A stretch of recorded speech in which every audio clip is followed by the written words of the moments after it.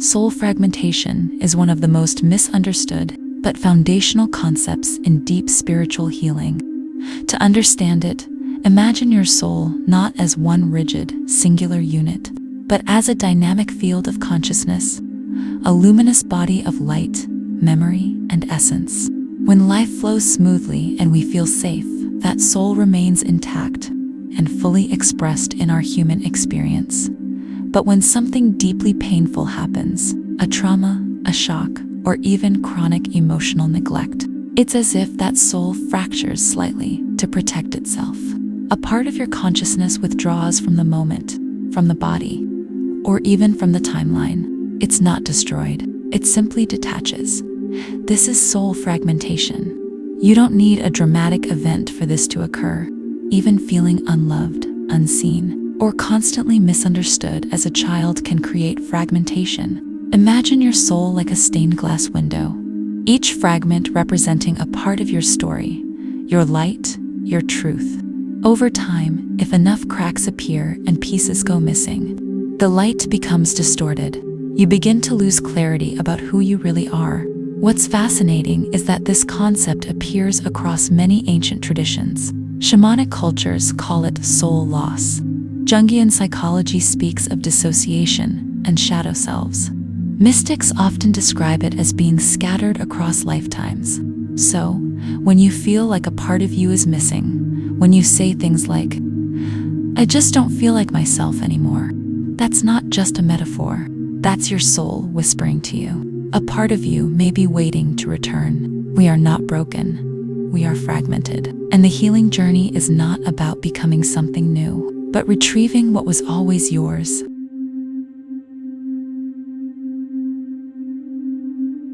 Soul fragmentation isn't just a mystical theory. It plays out in very real, everyday ways, often without us realizing it. Most people live fragmented without ever knowing what's missing. You might feel it as a quiet emptiness, a sense that something essential was left behind long ago. You move through life, achieving things, building relationships, even experiencing joy.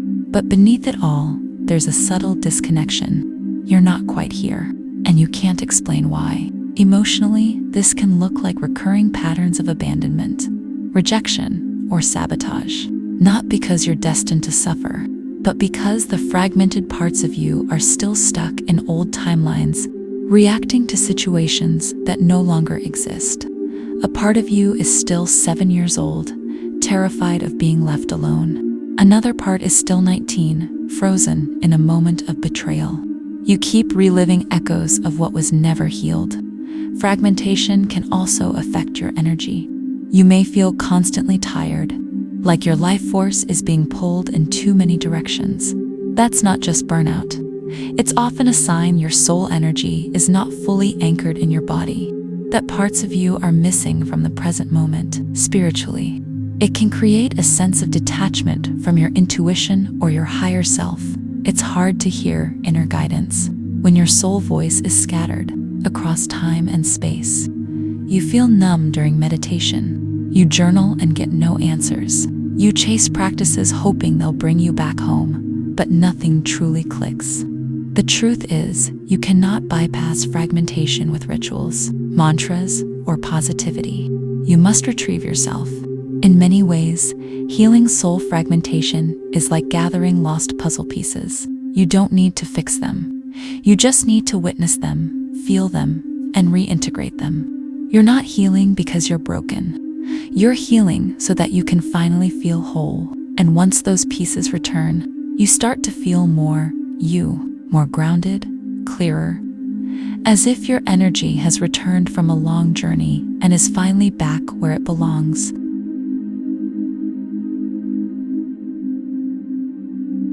Soul fragmentation often begins in childhood, not from dramatic trauma alone, but from moments when we felt too much and had nowhere safe to place it.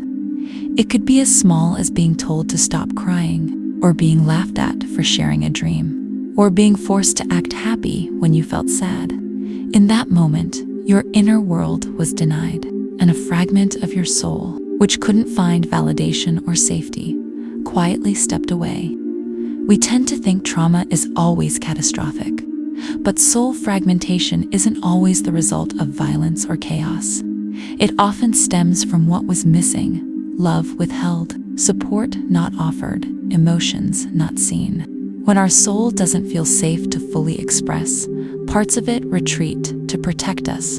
In metaphysical terms, fragmentation occurs when a situation overwhelms the energetic system, when an experience is too painful, confusing, or sudden to fully process. The soul instinctively compartmentalizes, placing the pain outside the conscious mind. But in doing so, it also stores a piece of self-awareness there, frozen in time. Some fragments form during shock, a car accident, or betrayal that was never emotionally processed. Others form through conditioning, when we abandon parts of ourselves in order to fit in, please others, or survive. We silence our anger, hide our intuition, suppress our softness, and with it, we exile aspects of our soul. Spiritual traditions also describe fragmentation through generational inheritance. A soul may carry fractured energy passed down through ancestral lines, unresolved grief, cycles of fear, collective trauma. Sometimes what we carry didn't even start with us, yet it lives in our energy field as if it did. Another source of fragmentation comes from over-identifying with false roles: the good girl, the achiever, the caretaker, the rebel. These personas can become so strong that we forget who we are beneath them. The soul fragments not only in pain, but also in pretense. In modern life, fragmentation is normalized. We call it burnout, dissociation, anxiety. But much of what we suffer from is rooted in the fact that we are not energetically whole. We are scattered across timelines, identities, memories, and wounds. The good news? The soul wants to return, and it leaves breadcrumbs. Each trigger, pattern, or emotional flare-up is not a setback, it's a signal. A knock on the door from a younger self, asking to be witnessed. And when you learn to recognize these knocks, you begin to live a life of deep reclamation.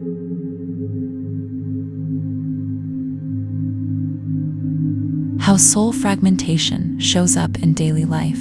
Soul fragmentation rarely announces itself. It doesn't walk into your life saying you're broken. It whispers through recurring discomfort, emotional fog, and patterns that don't make sense. The parts of your soul that have splintered off don't disappear, they echo. You might feel it in moments of irrational sadness. A wave of grief crashes in for no apparent reason. It's not the present that hurts. It's a fragment of you, still holding a story you haven't touched in years. You feel fine one moment and suddenly hollow the next. That's not moodiness. It's memory, surfacing through emotion. You might sense it in relationships. You become the fixer, the avoider, the pleaser, or the runner. These roles are often fragments playing out old scripts, not because you're difficult, but because parts of you are trying to protect you from what once felt unbearable. Love becomes a battlefield for unhealed pieces. You might experience soul fragmentation as a feeling of disconnection from your body, your purpose, or the world around you. You walk through life like a character, watching yourself from a distance. It's not laziness or apathy, it's the soul saying, I'm not fully here. People with soul fragmentation often carry deep fatigue, not the kind that sleep fixes, but the kind that comes from carrying unresolved energy for years. This fatigue is spiritual weight, energetic backlog, a soul tired of holding what was never expressed. You may also notice fragmentation in your creative process. Ideas vanish before they form. You feel like something inside you wants to bloom, but can't. That block is often a soul part, still waiting to be welcomed home. Triggers are a powerful mirror of fragmentation. If someone says something small and it feels enormous, that's a younger version of you, responding from the past.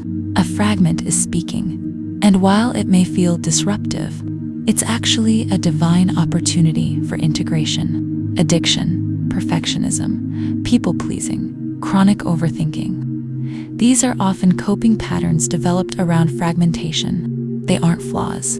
They are the systems your soul designed to help you survive with missing pieces. Even moments of "I don't know who I am anymore" can be signs of healing, because fragments are surfacing. You're not losing yourself.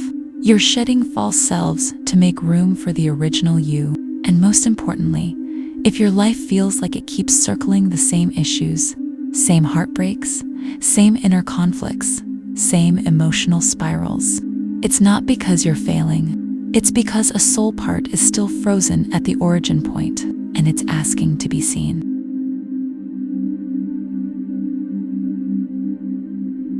Calling back the pieces, how soul retrieval actually begins.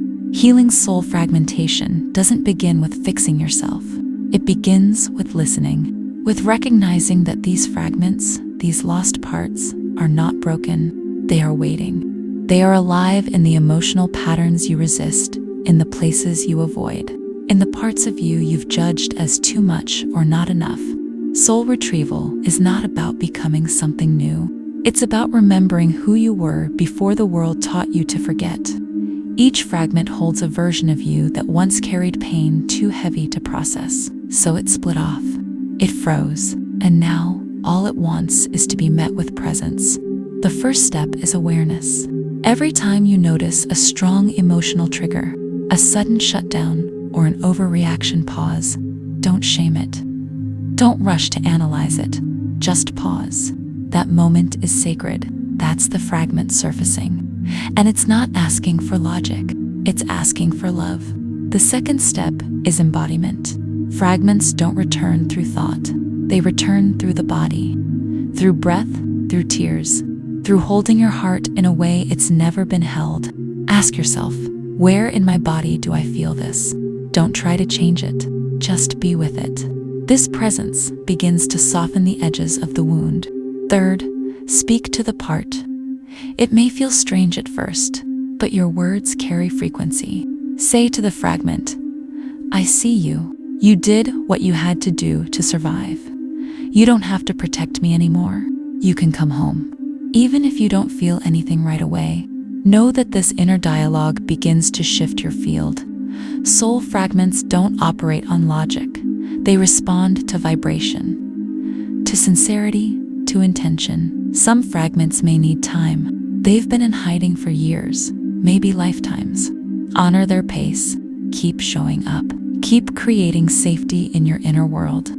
This is why grounding practices matter, because fragments don't return to chaos. They return to stillness. Art, dreams, nature, and sound can all serve as portals for soul memory. A song may unlock a timeline. A tree may mirror a forgotten feeling. A childhood photo may bring up tears, not of pain, but of recognition. That's soul retrieval in motion. One of the most powerful methods is to imagine a younger version of you standing in front of you. Eyes wide, wounded, waiting. Hold out your hand. Ask them what they need, and listen without interruption. Sometimes it's something as simple as, "I need you to stop abandoning me when I feel scared." Finally, remember this. Soul retrieval is not a one-time ceremony. It's a lifelong relationship with your own aliveness, a commitment to staying present, especially when it's uncomfortable. Wholeness is not a destination. It's a frequency, a choice, a remembering.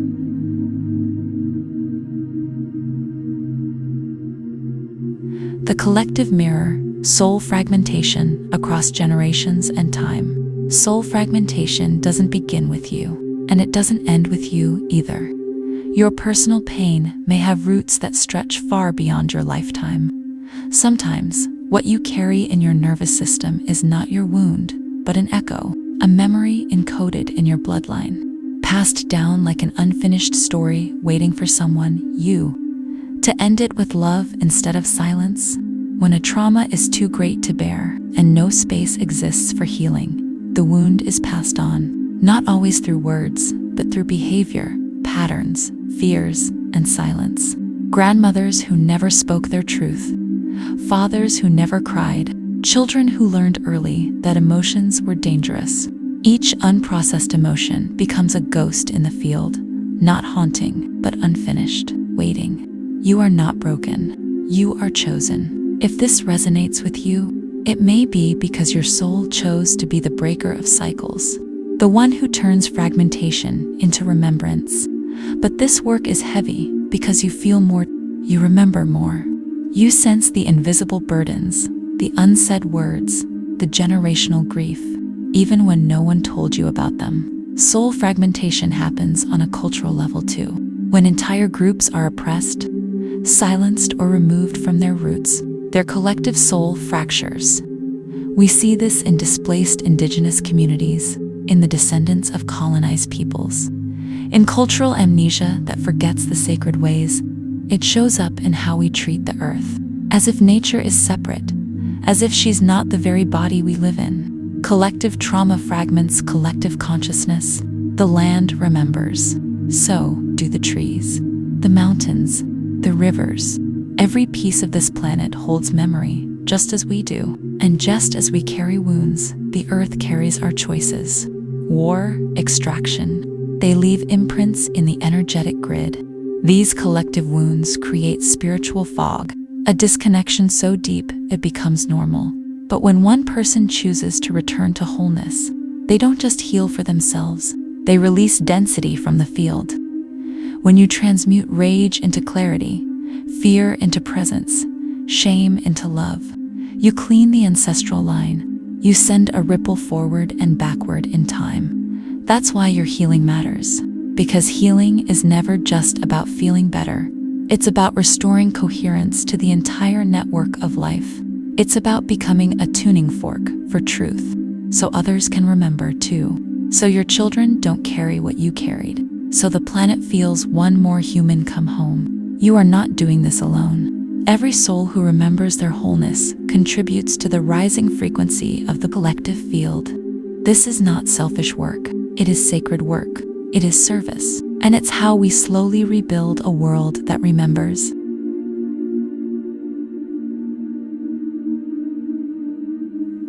Fragmented love. Why we attract the wounds we don't heal.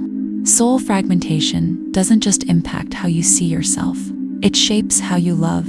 When a part of you has been exiled, disowned, or forgotten, it doesn't disappear. It simply waits.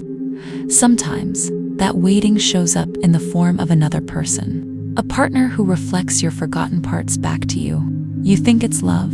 It is. But it's also an invitation. Every relationship becomes a mirror, a container, a teacher. Unhealed fragmentation often seeks wholeness through another. The wounded child looks for a parent. The silenced self craves someone to hear them. The abandoned one attaches, hoping to be chosen this time. And we call it chemistry, not realizing its resonance. Trauma bonds often feel like destiny until clarity comes. But true energetic intimacy requires more than attachment. It requires the willingness to meet the parts of ourselves we usually avoid, the ones that sabotage connection, the ones that demand, withdraw, control, or collapse. If we don't acknowledge them, we project them. If we don't heal them, we relive them. Many think intimacy means merging, becoming one. But intimacy actually means transparency, to be seen clearly and to see clearly without losing yourself. Wholeness doesn't mean needing no one. It means no longer seeking completion in another. Love doesn't heal fragmentation. Conscious love does. A love that creates safety without control. A love that mirrors your light without denying your shadow. A love that doesn't fix you, but invites your return to self. The more fragmented we are, the more we confuse intensity for connection. We crave the high of being wanted, the comfort of familiarity, the repetition of old patterns dressed in new skin. But healing means slowing down enough to ask, is this love, or is this a reenactment? When both people commit to self-awareness, love becomes alchemy, conflict becomes insight. Triggers become trailheads. And instead of dancing in cycles of pain, you create new templates for what love can feel like. Honest, embodied, safe, clear. Energetic intimacy begins within. The deeper you know your own fragmentation, your unmet needs, your hidden fears, the more consciously you can choose what you want to build with another. Wholeness isn't a prerequisite for love, but it is a pathway to freedom within it. And from that place, love becomes not a bandage, but a blessing.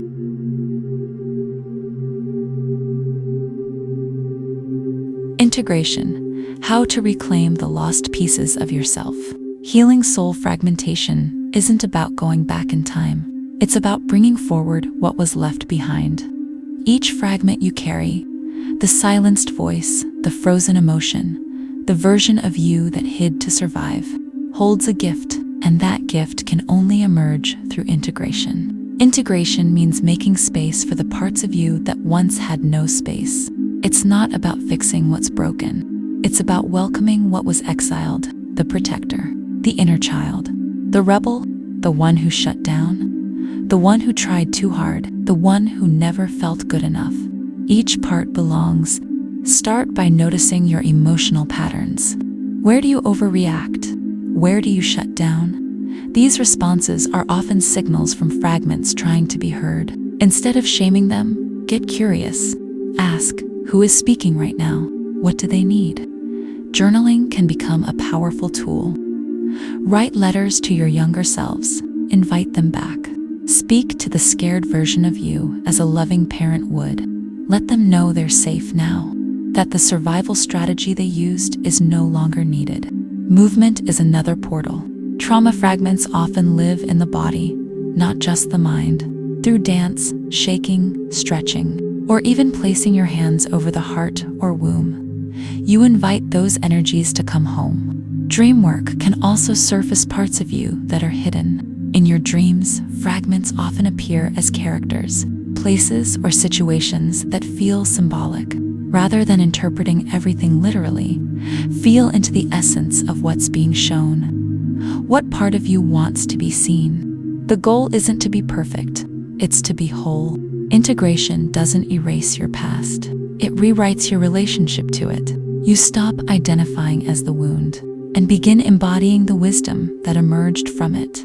You'll know you're integrating when triggers become less sharp, when your reactions soften, when choices feel freer, when you can witness your emotions without being consumed by them. You begin to live as a unified field, not a fragmented one. True integration doesn't happen overnight.